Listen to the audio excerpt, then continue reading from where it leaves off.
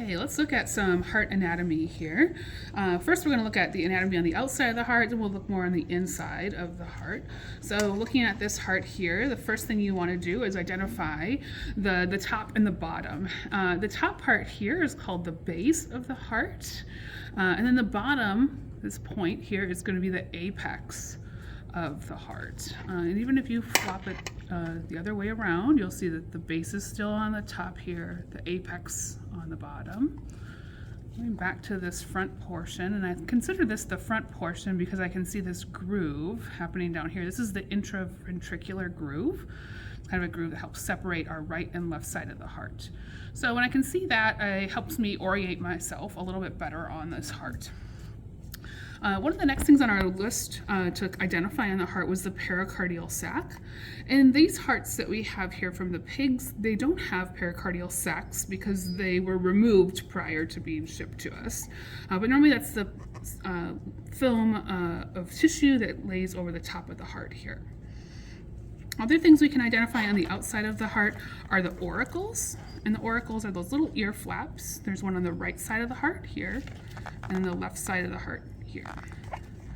When I'm looking at my heart, trying to figure out when I'm looking at the right or left side, I'll look at this intraventricular groove here coming down, and it splits it normally into one side that's a little bit bigger, that involves the entire apex of the heart, and that's always going to be my left side, where over here will be my right side.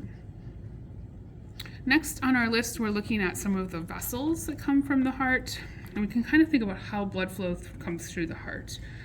When we look from the top here, sometimes it can be difficult to identify exactly which hole goes where. So remember, on our exams, I'm always going to make sure that if I put a pin in one of these vessels and I'm asking you which vessel it is, there will be a prompt that helps you determine which ventricle, or I'm sorry, which chamber it's going into or which chamber it's coming out of. So for example, here's our vena cava up here. And if we put this in and kind of open this heart up, you can see it comes into the right atrium here. So moving over to our heart that's kind of more open, a little bit easier for us to see, we came in through the vena cava, which was here. You can kind of see this vena cava has been split in half, coming through into our right atrium, which is going to be really small. And again, the atrium, if you look at them, they're mostly made up of the auricles, those little ear flaps. Moving our way down this right side of the heart, we go through the right AV valve, which is this flap of tissue right here. This is called the tricuspid valve. The tricuspid valve is held in place by the chordae tendineae. Those are those little heartstrings, little white heartstrings. You can see them a little bit on this side here too. Chordae tendineae holding onto those little flaps that make up the valve. So the valves are pretty soft, kind of thin tissue. Following our blood flow through the heart, we go down to the right ventricle, which is going to be over here. Also looking on this side, it's in this little chamber. Because when I'm looking at an open heart like this, trying to decide which side's the right side versus the left side, I'm also looking at how thick the muscle wall is on the outside. So here, this muscle wall is much thinner on this side than it is over here. The left side's always going to be the thicker side. Coming out of the right ventricle, blood comes out into the pulmonary artery.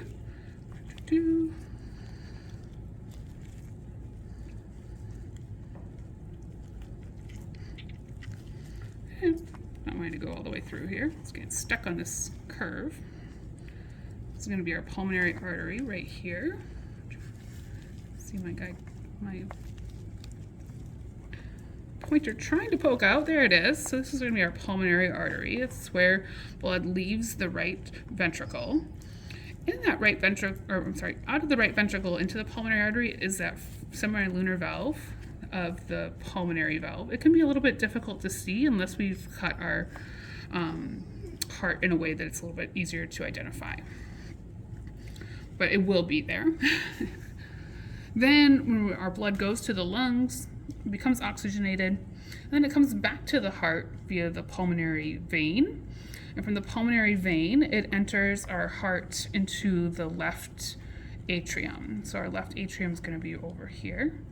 This heart, it's a little bit difficult because there's not a lot of pulmonary vein left, but it would be right here, kind of where my thumb is.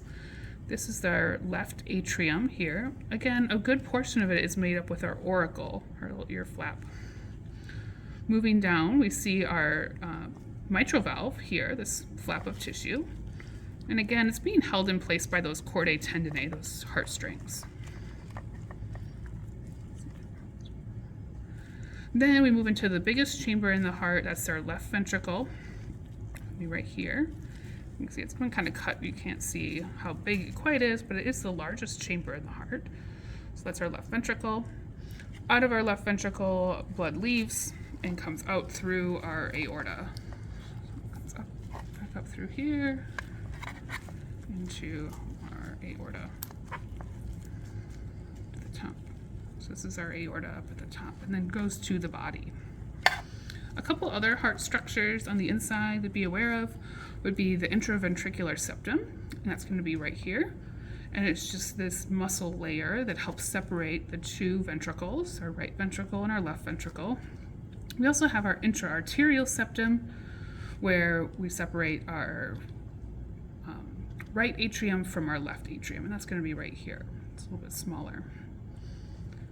One thing I didn't mention with our left ventricle, coming out the left ventricle and that aortic into the aorta, there is another semilunar valve of the aortic valve. Again, depending on how the heart was cut, you may not be able to see that very well, but you should be aware that there is a semilunar valve there. I think that wraps up everything we need to know about the heart. Good.